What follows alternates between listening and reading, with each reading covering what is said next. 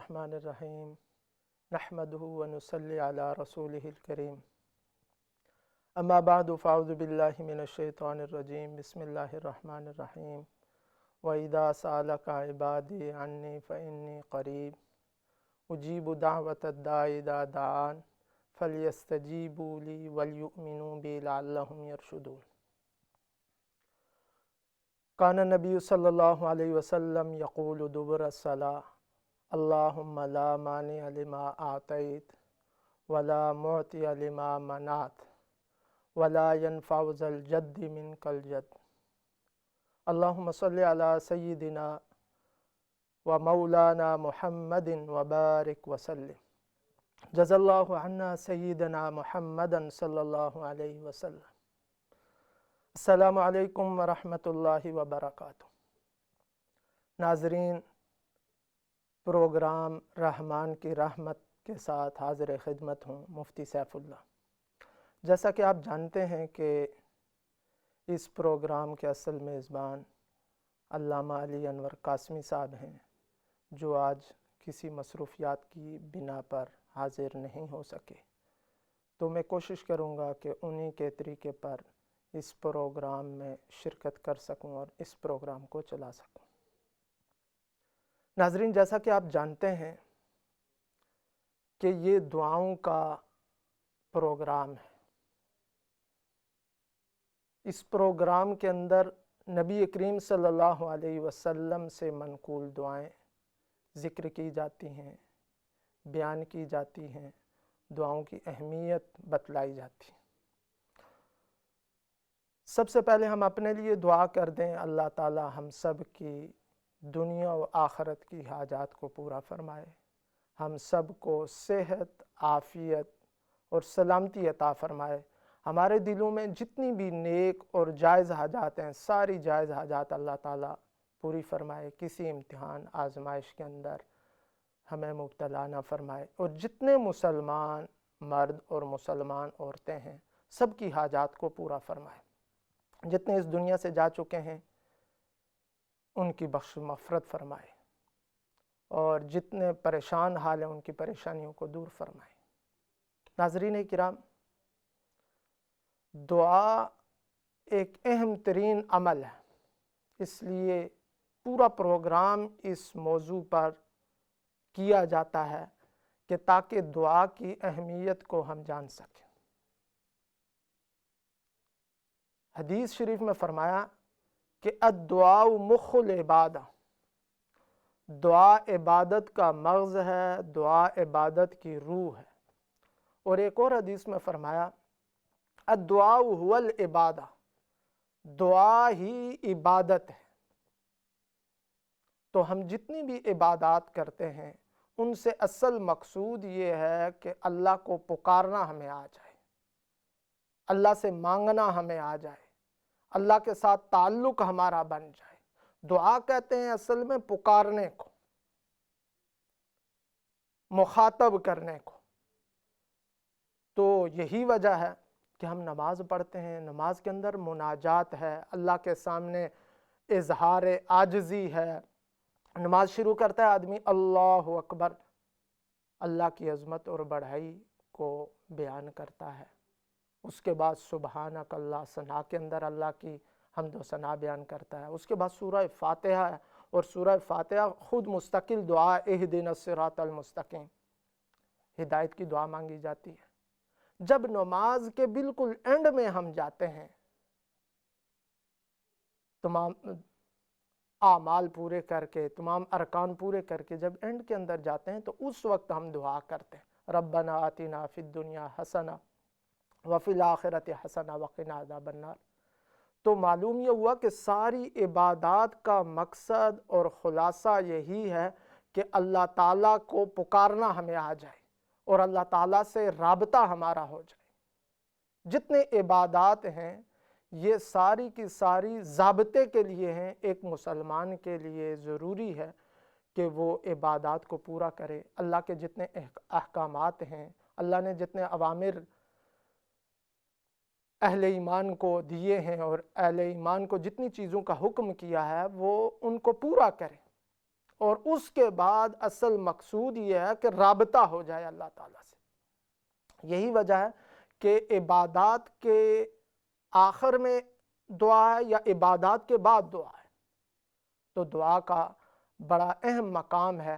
دعا کے ساتھ ہمارے تعلق ہونا چاہیے، دعا کی عادت ہونی چاہیے۔ چنانچہ صحابہ کرام سے منقول ہے کہ انہوں نے فرمایا کہ جو بھی چیز ہو اللہ سے مانگو، ہر لمحہ اللہ تعالیٰ سے دعا کرنے کی عادت بن جائے، حتیٰ کہ جوتے کا ایک تسمہ ٹوٹ جائے تو اللہ سے مانگو، اگر نمک کی ضرورت ہے تو اللہ سے مانگو، جو بھی چیز ضرورت ہے تو اللہ تعالیٰ سے رابطہ کرو۔ تو دعا عبادت کا مغز ہے۔ اور دوسری حدیث میں فرمایا کہ دعا مومن کا ہتھیار ہے۔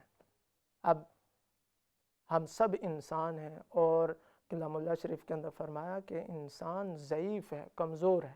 ہم اتنے کمزور ہیں کہ بعض اوقات تھک جاتے ہیں، اور جو ہے وہ بعض اوقات سونا چاہتے ہیں تو نیند نہیں آتی، اور سو جائیں تو پھر اٹھ نہیں پاتے، اور بعض اوقات صحت کے حوالے سے ہم اتنے محتاج ہیں کہ کسی کھانے کی ضرورت پیش نہیں آتی، حاجت پیش نہیں آتی، بھوک نہیں لگتی، اور بعض اوقات بھوک لگتی ہے تو کھانا ہضم نہیں کر پاتے۔ اور اس کائنات کے اندر قدم قدم میں ہر لمحہ ہم محتاج ہیں، اور ہمارا ہتھیار کیا ہے؟ دعا، اللہ تعالیٰ سے مانگنا، اللہ تعالیٰ سے عافیت مانگنا، اللہ تعالیٰ سے اپنی حاجات مانگنا، اللہ تعالیٰ سے صحت مانگنا، اللہ تعالیٰ سے اپنی ضروریات مانگنا۔ جن کو اللہ تعالیٰ نے شادی کی دولت عطا فرمائی ہے تو اس کے بعد اولاد مانگنا، اولاد عطا کی ہے تو پھر جو ہے وہ ان کی اصلاح مانگنا، ان کی ہدایت مانگنا۔ تو قدم قدم پر ہم اللہ تعالیٰ کے محتاج ہیں، اور دعا ایک ہتھیار ہے کہ ہم اللہ تعالیٰ سے مانگ کر، اللہ تعالیٰ سے سوال کر کے اپنی تمام حاجات کو پورا کریں۔ دنیا کا قانون یہ ہے کہ جس سے مانگا جائے تو وہ انسان پریشان ہو جاتا ہے، پتہ نہیں مجھ سے کیا مانگے گا۔ لیکن اللہ تعالیٰ کا قانون یہ ہے، احادیث کے اندر نبی کریم صلی اللہ علیہ وسلم نے فرمایا کہ اللہ تعالیٰ نہ مانگنے سے ناراض ہوتا ہے، مانگنے سے خوش ہوتا ہے۔ اگر سارے انسان اللہ تعالیٰ سے مانگیں تو اللہ تعالیٰ خوش ہوتا ہے۔ جو انسان اللہ تعالیٰ سے مانگے اللہ اس سے خوش ہوتا ہے، اور جو نہ مانگے اس سے ناراض ہوتا ہے۔ تو اس لیے ہمیں دعاؤں کا اہتمام کرنا چاہیے، دعاؤں کے ساتھ تعلق بنانا چاہیے، دعاؤں کی عادت ڈالنی چاہیے۔ نبی کریم صلی اللہ علیہ وسلم نے ہر موقع پر دعائیں کر کے ہماری رہنمائی کی ہے کہ کیسے ہم اللہ تعالیٰ سے مانگیں۔ چنانچہ جو بھی ہمیں حاجت پیش آتی ہے وہ اللہ تعالیٰ سے مانگے، اور بالخصوص احادیث کی جو دعائیں ہیں وہ نبی کریم صلی اللہ علیہ وسلم سے جو منقول دعائیں ہیں ان دعاؤں کا اہتمام کریں۔ ان دعاؤں کے اندر ایک جامعیت ہے۔ اب ہم اتنے کمزور ہیں، اتنے کم فہم ہیں کہ ہم بعض اوقات جو چیز ہمارے لیے مفید نہیں ہوتی وہ مانگ لیتے ہیں، اور بعض اوقات جو چیز مفید ہوتی ہے وہ نہیں مانگتے۔ مثال کے طور پر یہ ہے کہ ایمان ہے، عافیت ہے، اور جو ہے وہ استقامت ہے، اللہ تعالیٰ کا قرب ہے۔ یہ ایسی چیزیں ہیں کہ جو ہمیں مانگنی چاہیے لیکن بعض اوقات نہیں مانگتے، اور بعض اوقات وہ چیزیں مانگتے ہیں جو ہمارے لیے بہتر نہیں ہوتی۔ تو نبی کریم صلی اللہ علیہ وسلم کی جو دعائیں ہیں وہ اتنی جامع اور کامل دعائیں ہیں کہ ان کے اندر ہر وہ چیز مانگی گئی ہے جو ہمارے لیے مفید ہے، جو ہمارے لیے ضرورت ہے، جو ہمارے لیے دنیا اور آخرت میں فائدے کی چیز ہے۔ تو نبی کریم صلی اللہ علیہ وسلم نے وہ دعائیں مانگی۔ چنانچہ اس پروگرام کے اندر ہم ہر مرتبہ ان دعاؤں کو بیان کرتے ہیں اور ذکر کرتے ہیں جو نبی کریم صلی اللہ علیہ وسلم نے دعائیں مانگی، وہ جامع ترین دعائیں۔ آج بھی دعا نبی کریم صلی اللہ علیہ وسلم جو فرض نمازوں کے بعد پڑھا کرتے تھے وہ ایک دعا ہے، اللہم لا مانع لما اعطیت۔ اے اللہ، جس کو تو عطا کرے اس کو کوئی روکنے والا نہیں ہے، ولا معطی لما منعت، اور جس سے تو روک دے اس کو کوئی عطا کرنے والا نہیں ہے۔ وَلَا يَنْفَعُ ذَا الْجَدِّ مِنْكَ الْجَدُّ، اور کسی مرتبے والے کو اس کا مرتبہ تیرے ہاں کوئی نفع پہنچانے والا نہیں۔ تو یہ جامع ترین دعا ہے جس کے اندر نبی کریم صلی اللہ علیہ وسلم نے بہت کچھ سکھا دیا ہے۔ آپ صلی اللہ علیہ وسلم معلم کائنات ہیں، خاتم النبیین ہیں، اور ایک موقع پر نبی کریم صلی اللہ علیہ وسلم نے فرمایا کہ مجھے جوامع الکلم عطا کیے گئے، یعنی مختصر الفاظ جو میں ادا کرتا ہوں ان کے بہت معنی ہوتے ہیں۔ چنانچہ جب ہم دعاؤں میں دیکھتے ہیں تو آپ کے ایک ایک جملے کے اندر بہت زیادہ معنی پائے جاتے ہیں، بہت زیادہ تفصیلات پائی جاتی ہیں، بہت کچھ آپ صلی اللہ علیہ وسلم نے ایک جملے کے اندر ہی جمع کر دیا ہوتا ہے۔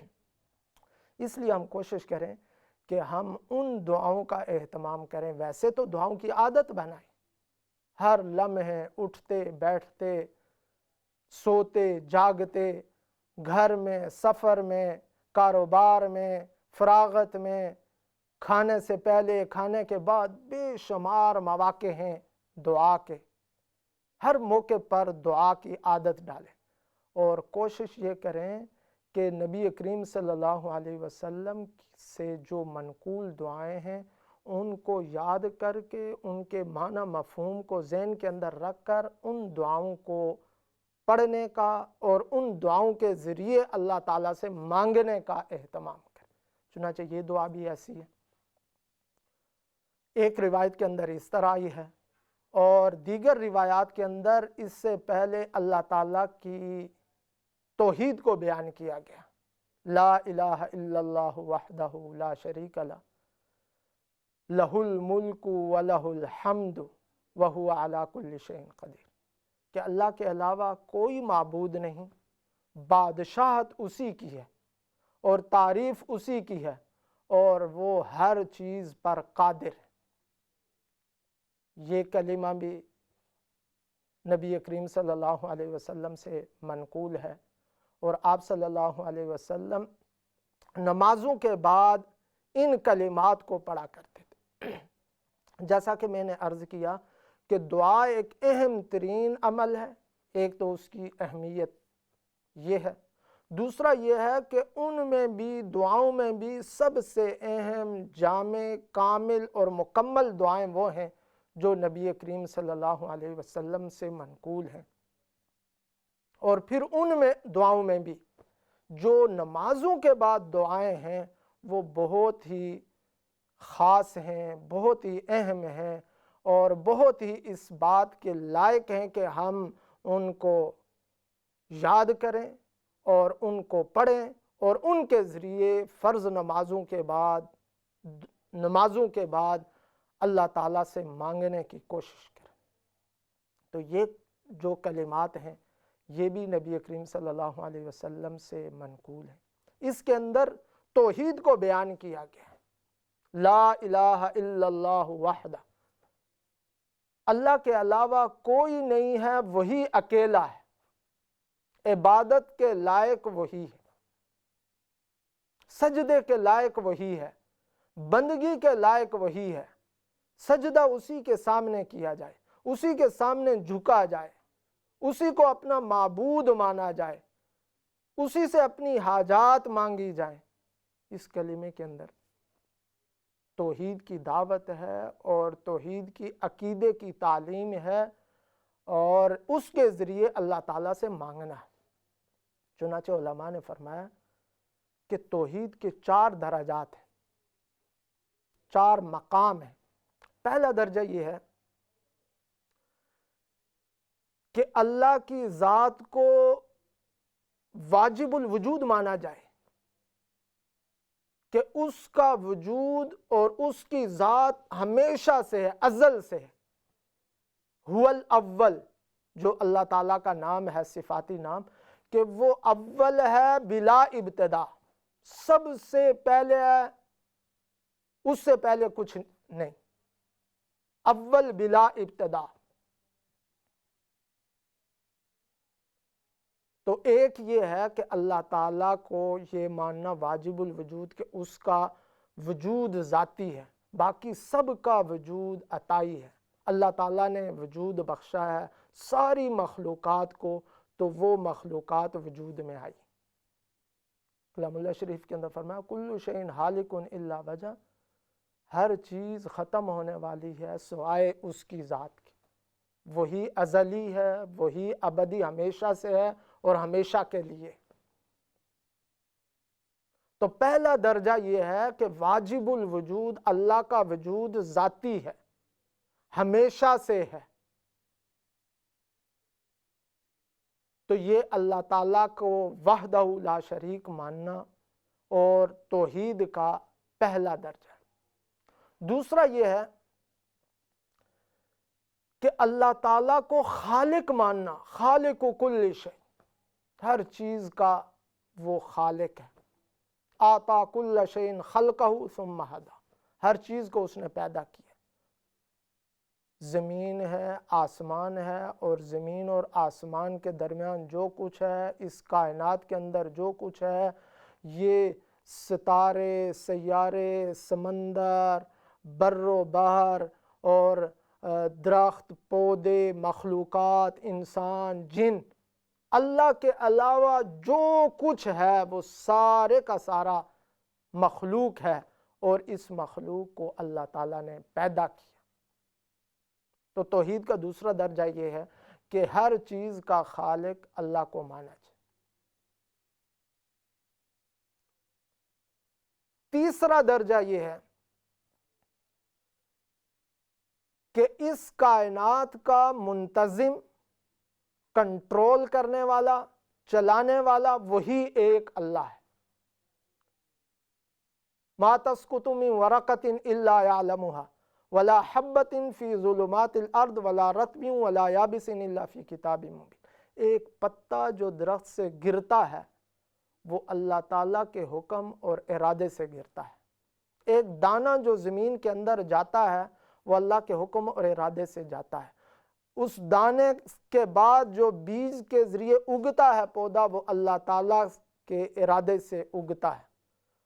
رطب و یابس میں، خشکی اور تری میں جو کچھ بھی ہے وہ اللہ تعالیٰ کے علم سے، اللہ تعالیٰ کے ارادے سے اور اللہ تعالیٰ کے چلانے سے چل رہا ہے۔ تو تیسرا درجہ یہ ہے کہ کائنات کے ہر ذرے اور کائنات کی ہر چیز اللہ تعالیٰ کے حکم کی پابند ہے۔ یہ عقیدہ رکھنا ضروری ہے۔ اور چوتھا یہ ہے کہ واجب الوجود بھی وہی ہے، خالق کل شیء، ہر چیز کا خالق بھی وہی ہے، ہر چیز کا منتظم اور کنٹرولر بھی وہی ہے۔ تو چوتھی چیز یہ ہے کہ عبادت کے لائق بھی وہی ہے، بندگی کے لائق بھی وہی ہے۔ اسی کے سامنے سر جھکایا جائے، اسی کی عبادت کی جائے، اس کے علاوہ کوئی معبود نہیں۔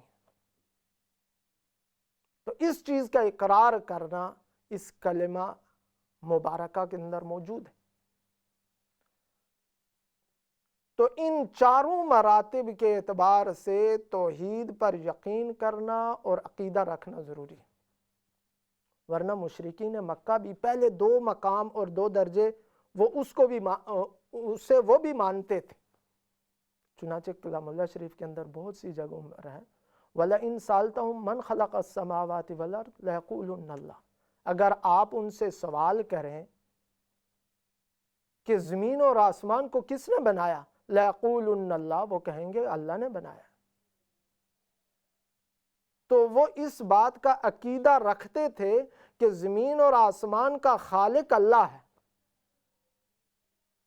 اس کا وہ اقرار بھی کرتے تھے اور عقیدہ بھی رکھتے تھے۔ البتہ وہ اس کائنات کا انتظام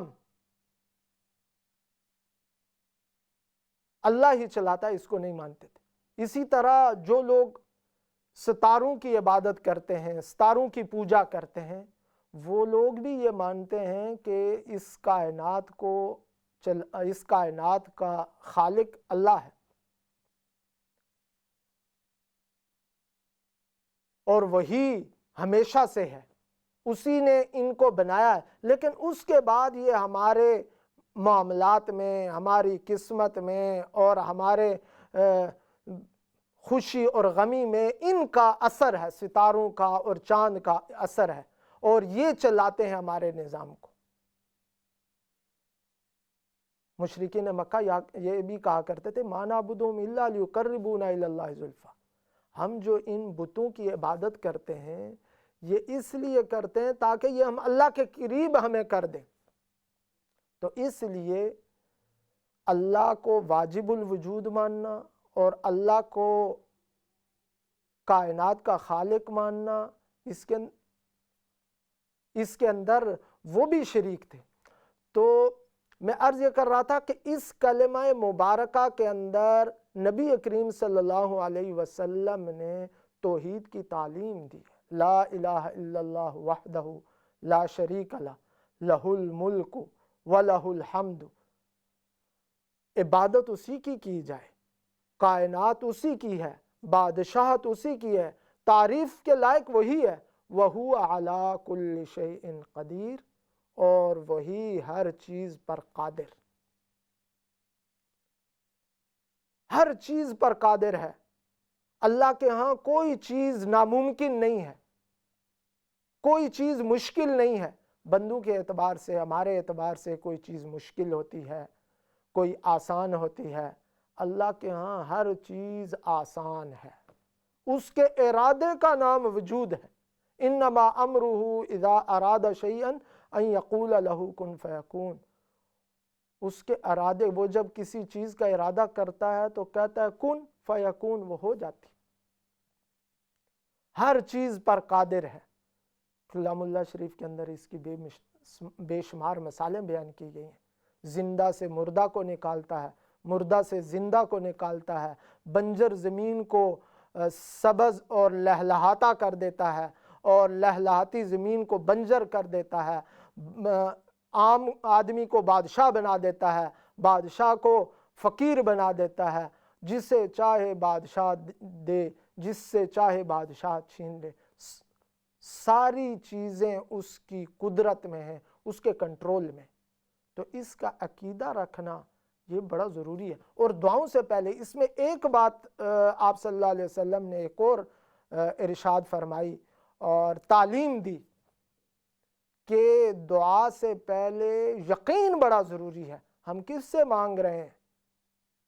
ہم اس ذات سے مانگ رہے ہیں کہ کائنات کا ذرہ ذرہ اس کے حکم کا پابند ہے، وہ ہر چیز کا مالک ہے، وہ ہمیشہ سے ہے، وہ ہر چیز پر قادر ہے۔ ہماری جتنی بھی ضروریات ہیں وہ محدود ہیں، وہ چھوٹی ہیں، وہ لیمیٹڈ ہیں، وہ عطا کرنے والا ہے۔ تو پورے یقین کے ساتھ اللہ کے سامنے دعا کی جائے، اللہ کے سامنے التجا کی جائے، اللہ سے مانگا جائے، اور اس یقین کے ساتھ کہ جو ہم مانگ رہے ہیں، پہلی بات یہ ہے کہ دعا سے مقصود یہ اللہ سے رابطہ ہو جائے۔ اللہ سے رابطہ ہو گیا، اب ہماری التجا وہاں پر پہنچ چکی ہے، ضرور بھی ضرور ہماری دعا مقبول ہوگی۔ اس عقیدے کے ساتھ، اس یقین کے ساتھ دعا کی جائے۔ تو اس لیے مجھے اور آپ کو چاہیے کہ اس دعا کا اہتمام کریں۔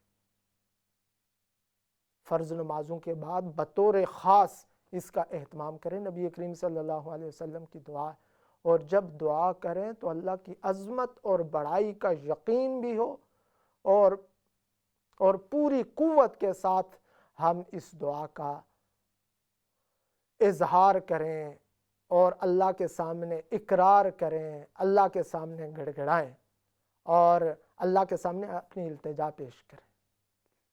لا الہ الا اللہ وحدہ لا شریک لہ لہ الملک وَلَهُ الْحَمْدُ وَهُوَ عَلَىٰ كُلِّ شَيْءٍ قدیر۔ ناظرین، دعا پر بات ہوتی رہے گی۔ اب بریک کے لیے ہم چلتے ہیں، چند لمحوں کے لیے بریک ہوگی، بریک کے بعد پھر حاضر ہوں گے۔ والسلام علیکم ورحمۃ اللہ وبرکاتہ۔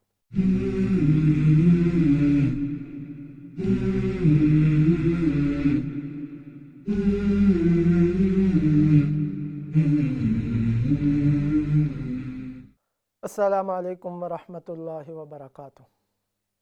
नाजरीन, ब्रेक के बाद एक दफ़ा फिर खुश आमदीद। दुआ नबी करीम सल्लल्लाहु अलैहि वसल्लम से जो मनकूल है उस पर बात हो रही थी।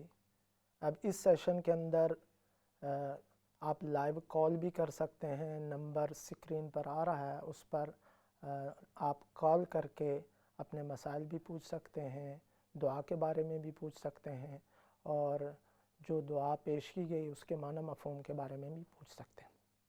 नाजरीन, हम बात कर रहे थे नबी करीम सल्लल्लाहु अलैहि वसल्लम की दुआएं जामे तरीन दुआएं हैं, अहम तरीन दुआएं हैं। बिलखुसूस वो दुआएं जो आप सल्लल्लाहु अलैहि वसल्लम ने नमाज़ों के बाद मांगी हैं, उनका तो हमें बहुत ज़्यादा एहतमाम करना चाहिए और उनकी पाबंदी करनी चाहिए, ताकि अल्लाह ताला से हमारा ताल्लुक़ मज़बूत हो, उसके अंदर गहराई आए और अल्लाह ताला से हम लेने वाले बन जाएं, अल्लाह ताला की मोहब्बत हमारे दिलों के अंदर पैदा हो जाए।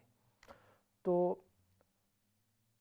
दुआ के पहले हिस्से के बारे में डिटेल के साथ बात हो चुकी है। अब दूसरे हिस्से का तर्जमा भी एक दफ़ा फिर किया जाता है। अल्लाहुम्मा ला मानिअ लिमा आतैत, ऐ अल्लाह जिसको तू अता करे उसे कोई रोकने वाला नहीं, वला मोतिया लिमा मनात, और जिसे तू रोक दे उसे कोई अता करने वाला नहीं। यहाँ पर तलफ़ुज़ के बारे में सुन लें। बहुत से लोग ये दुआ पढ़ते हुए मनाअत पढ़ते हैं, ये बिल्कुल गलत इसका मीनिंग हो जाता है। आइन पर ज़बर पढ़ते हैं, आइन पर ज़बर नहीं है, आइन पर जज़म या सुकून है, तो यूँ करके पढ़ेंगे वला मोतिया लिमा मनात। तो आइन पर जज़म पढ़ने की कोशिश करें और इसकी करेक्शन कर लें। बहुत से लोग इसके अंदर मिस्टेक करते हैं।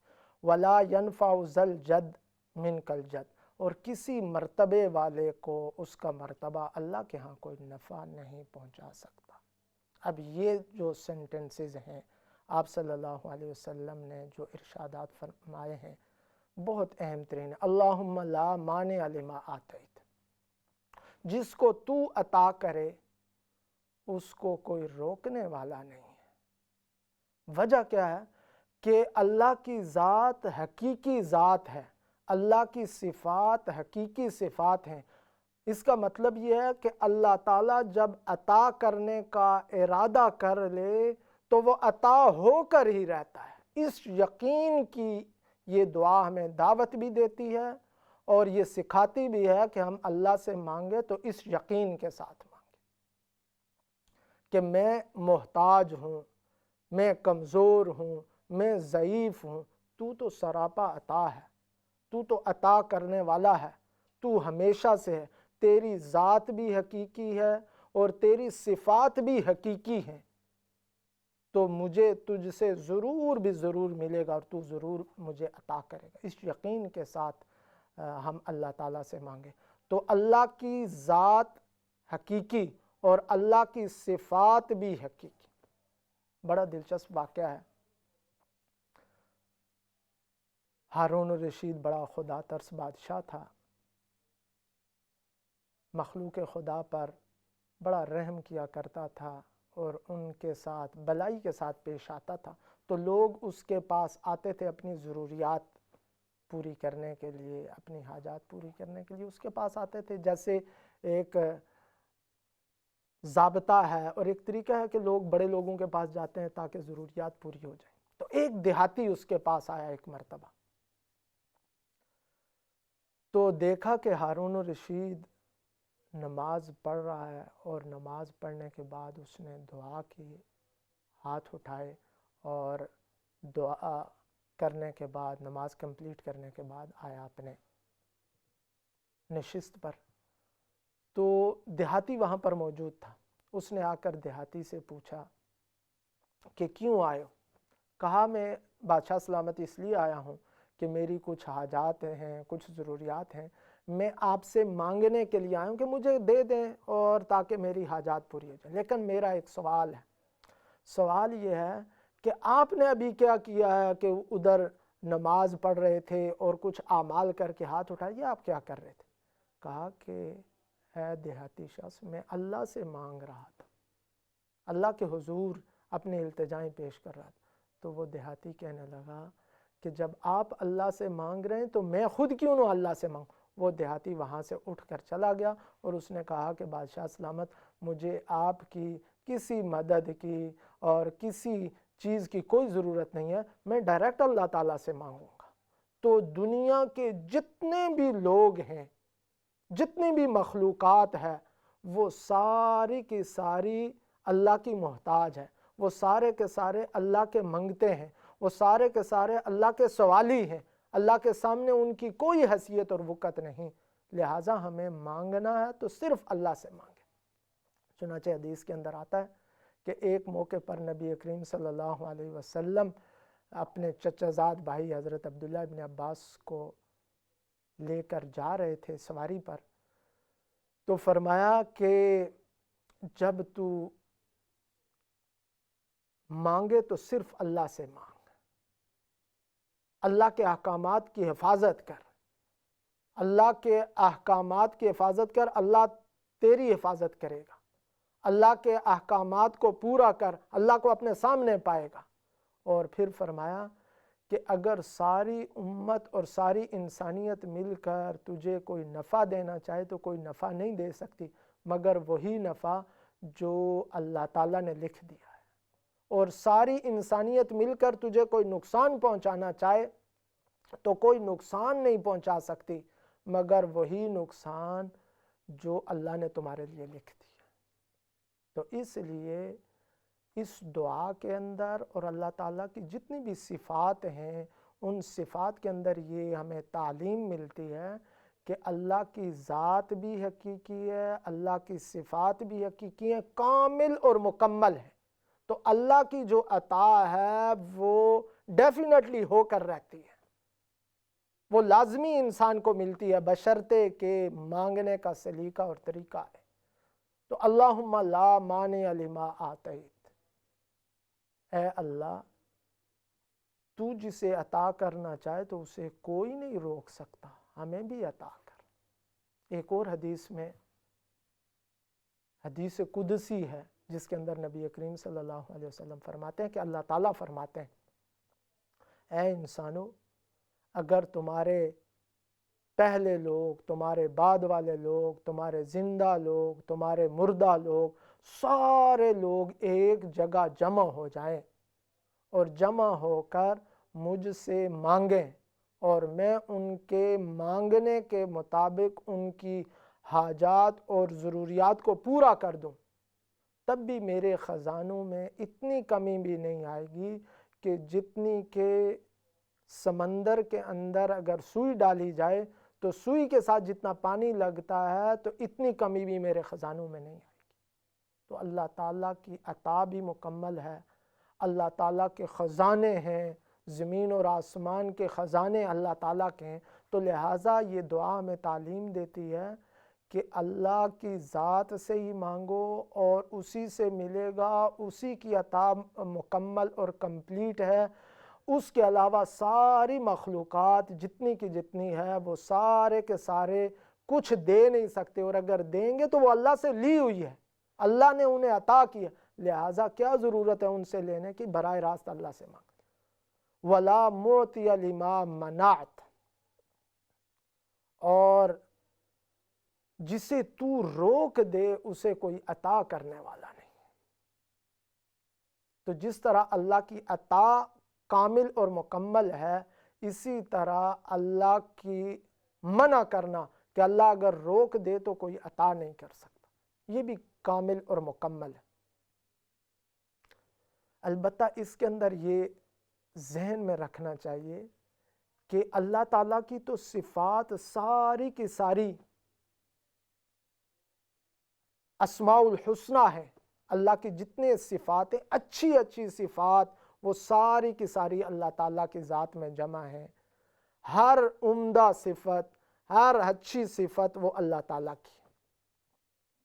تو مانے کا مطلب تو ہے روکنے والا، روکنا تو اچھی صفت نہیں ہے۔ اس کا کیا مطلب؟ علماء نے فرمایا ہے کہ روکنا عدل کا تقاضا ہے اور عطا جو ہے یہ فضل ہے۔ مطلب یہ ہے کہ اللہ جب کسی کو دیتا ہے تو اس کا دینا یہ اللہ کی طرف سے انعام ہے. جی کال آ رہی ہے. تو السلام علیکم ورحمۃ اللہ وبرکاتہ. وعلیکم السلام مولانا صاحب، میرا ایک سوال ہے. میں صبح کی نماز پڑھ رہی تھی، 2 سنت میں نے پڑھ لی ہیں. مجھے یاد نہیں ہے میں نے تحیات پڑھا ہے یا کہ نہیں. تو نمبر 2، اگر سنتوں میں نہیں پڑھا تو فرضوں میں مطلب تشدد کر سکتے ہیں؟ سوری، فرضوں میں کیا کر سکتے ہیں؟ نہیں، سنتوں میں مجھے یاد نہیں ہے تحیات پڑھنے کی، میں نے فل پڑھ لی ہے.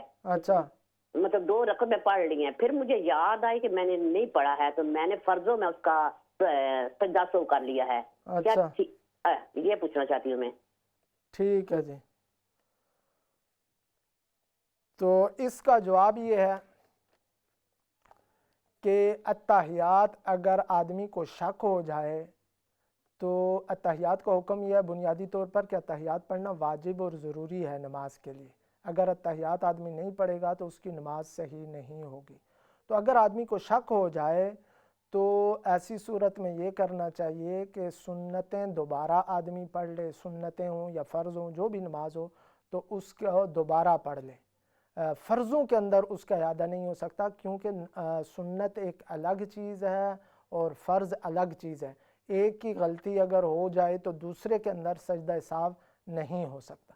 تو اس لیے آپ کو چاہیے کہ آپ سنتوں کے اندر اگر غلطی ہوئی ہے تو سنتوں کو دوبارہ پڑھ لیں، یا اسی کو اگر سجدہ سہو کر لیا آخر میں اس نماز کے دوران یاد آ گئی تو اسی سنت کے اندر ہی سجدہ سہو کیے جا سکتا ہے.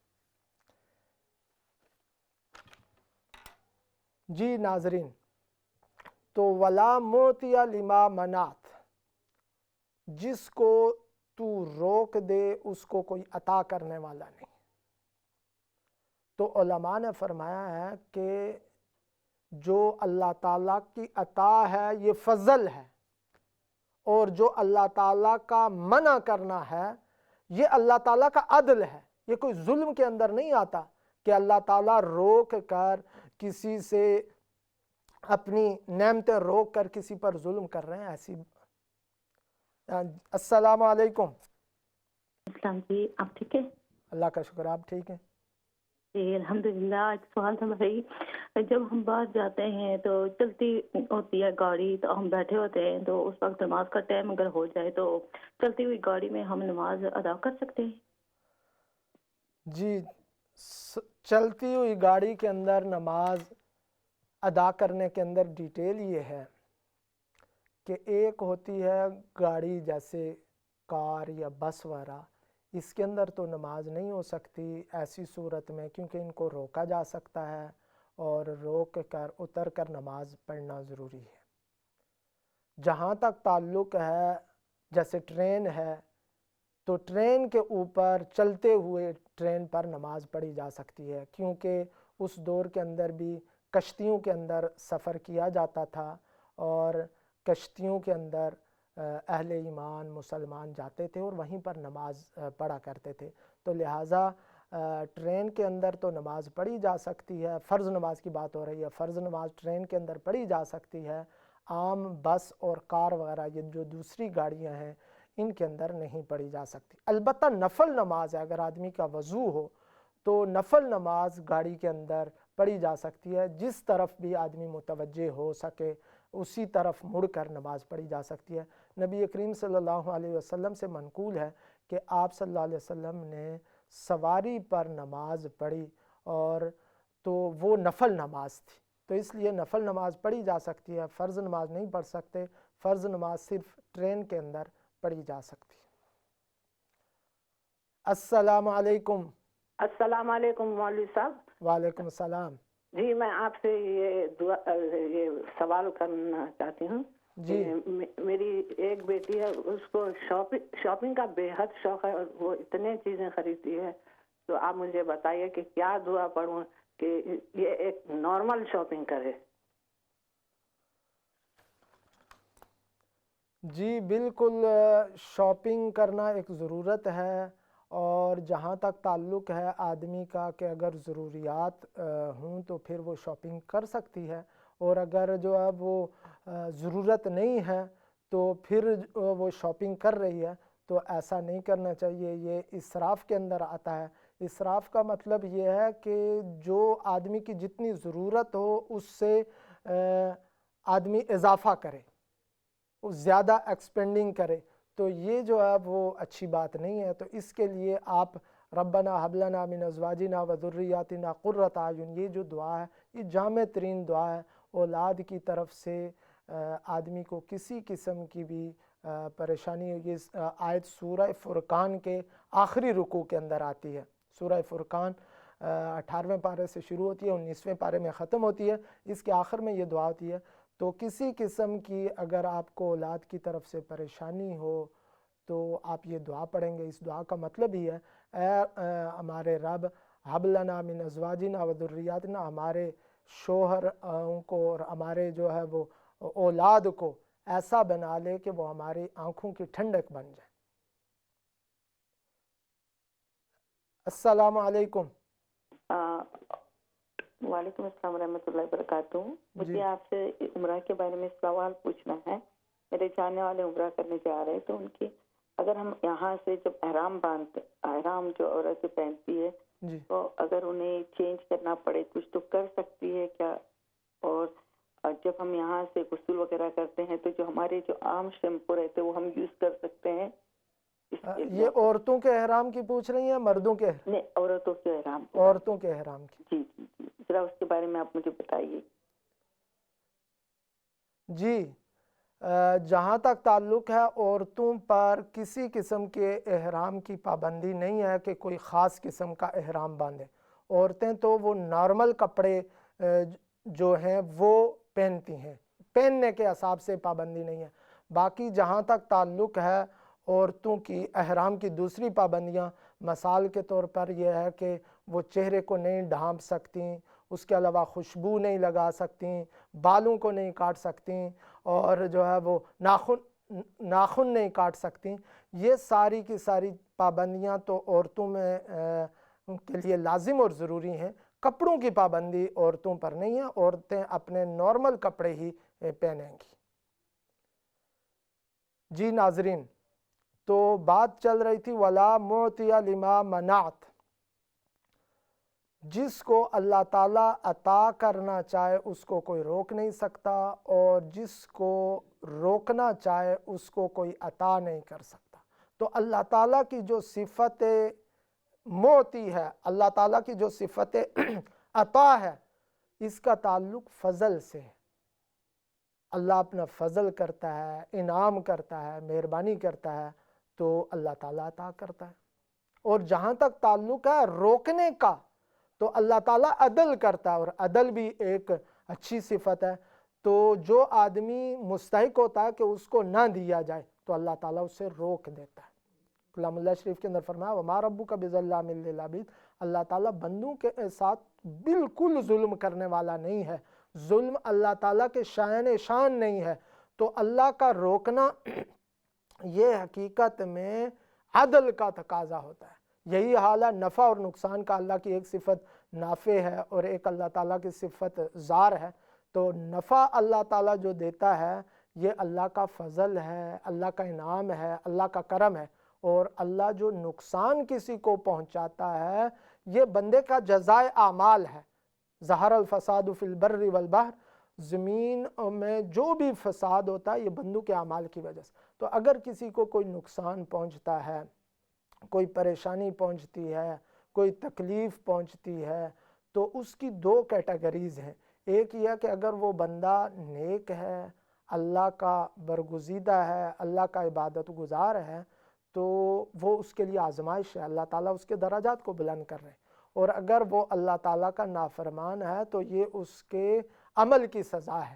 تو یہاں پر بھی یہ کہ اللہ تعالیٰ روک دیتے ہیں تو عدل کا تقاضا ہے، اور جہاں پر اللہ تعالیٰ عطا کرتے ہیں تو اللہ کے کرم کا تقاضا ہوتا ہے۔ چنانچہ ایک موقع پر نبی کریم صلی اللہ علیہ وسلم نے فرمایا کہ کسی آدمی کا کوئی عمل انسان کو جنت میں داخل نہیں کر سکتا جب تک کہ اللہ کا فضل شامل نہ ہو۔ تو جنت کے اندر جو لوگ جائیں گے، اہل ایمان جائیں گے، تو وہ اپنے اعمال کی وجہ سے نہیں بلکہ اللہ کے فضل کی وجہ سے۔ چنانچہ سائل نے سوال کیا، صحابہ نے پوچھا یا رسول اللہ آپ بھی؟ تو آپ صلی اللہ علیہ وسلم نے فرمایا ہاں میں بھی اللہ کے فضل کا اور اللہ کے کرم کا محتاج ہوں۔ تو وَلَا مُعْطِيَ لِمَا مَنَعْتَ، جس کو تو روک دے اس کو کوئی عطا کرنے والا نہیں۔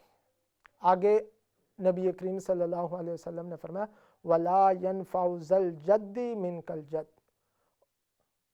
السلام علیکم ورحمۃ اللہ وبرکاتہ۔ وعلیکم السلام۔ جی میں نے سوال کرنا ہے کہ جو ہم عشاء کی نماز پڑھتے ہیں تو 3 وتر رہ جاتے ہیں، تہجد کے بعد ہم پڑھتے ہیں، تو وتر کے بعد جو پھر 2 نفل پڑھنے پڑتے ہیں۔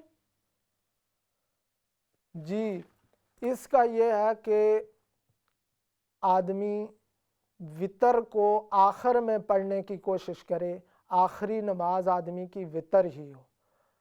تو اگر جو ہے وہ اس کے بعد نفل پڑھنا چاہے تو نفل پڑھ بھی سکتا ہے، اور جو ہے وہ نہ پڑھنا چاہے تو بھی ٹھیک ہے۔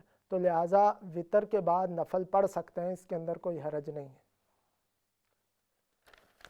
وَلَا مُعْطِيَ لِمَا مَنَعْتَ، جس کو اللہ تعالیٰ روک دے اس کو کوئی عطا کرنے والا نہیں۔ وَلَا يَنْفَعُ ذَا الْجَدِّ مِنْكَ الْجَدِّ، اور اللہ کے ہاں کسی کا مقام اور مرتبہ اللہ تعالیٰ سے اس کو بچا نہیں سکتا۔ مطلب یہ ہے کہ اللہ کے ہاں دنیاوی مقام، کسی کے مال یا کسی کی دولت یا کسی کی بادشاہت کی اللہ کے ہاں کوئی وقت نہیں ہے۔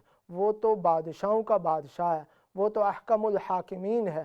تو دنیاوی جاہ و جلال ہے یا دنیاوی جو سلطنت ہے، اس کی اللہ کے ہاں کوئی مقام اور وقت نہیں۔ ایک کالر ہے ہمارے ساتھ، ان سے بات کرتے ہیں۔ جی السلام علیکم۔ وعلیکم السلام ورحمۃ اللہ وبرکاتہ۔ کیا مفتی صاحب ٹھیک ہے؟ اللہ کا شکر ہے، آپ خیریت سے ہیں؟ الحمدللہ۔ مفتی صاحب مجھے یہ بات کرنی تھی، میں نے کہیں سے سنا تھا کہ جب وضو کرتے ہیں نا تو وضو کے 2 نفل ہوتے ہیں تحیات الوضو، میرے خیال میں تحیات الوضو پتہ نہیں وہ کہتے تھے، وضو کے 2 نفل ضروری نماز سے پہلے ادا کرنے پڑتے ہیں۔ جب آپ جب وضو کر لیتے ہیں نا تو وضو کے 2 نفل جو ہوتے ہیں نا تحیات الوضو کہتے تھے، تو وہ اس کی سمجھ نہیں آ رہی کہ ظہر کی نماز سے پہلے تو چلو فجر کی نماز کا ٹائم سٹارٹ ہو جائے تو وہ وضو کر کے تو 2 نفل وہ پڑھ سکتے ہیں۔ پہلے فجر کی نماز سٹارٹ ہے تو 2 نفل وہ پڑھ سکتے ہیں، تو عصر کی نماز سے پہلے بھی اگر عصر کی نماز سٹارٹ ہو گئی ہے تو 2 نفل وہ جو وضو والے وہ پہلے پڑھ سکتے تو پھر عصر کی نماز ادا کر لیں۔ جی آپ کے سوال یہ ہے کہ تحیۃ الوضو پڑھ سکتے ہیں، تو تحیۃ الوضو پڑھنا یہ سنت ہے، اور یہ اسی وقت ہو سکتا ہے کہ جب نماز کا ٹائم ہو۔ اگر نماز کا ٹائم نہیں ہے تو اس وقت تحیۃ الوضو نہیں ہوگا۔ تو صبح کی نماز کا جہاں تک تعلق ہے کہ صبح کو اگر آدمی 2 رکعت نماز سنت پڑھے گا تو وہی سنت کے جو عمل ہے یہ تحیۃ الوضو سے بھی کافی ہو جائے گا اور تحیۃ المسجد سے بھی کافی ہو جائے گا۔ چونکہ اس وقت نبی کریم صلی اللہ علیہ وسلم سے صبح کی سنتوں کے علاوہ کوئی اور نوافل ثابت نہیں ہے، لہٰذا ایسی صورت میں تو نہ پڑھے۔ باقی جو ہے وہ دیگر اوقات ہیں، ظہر ہے یا عصر ہے یا عشاء ہے، تو ان اوقات میں چونکہ پڑھی جا سکتی ہیں، لہٰذا ایسے اوقات میں پڑھا جا سکتا ہے۔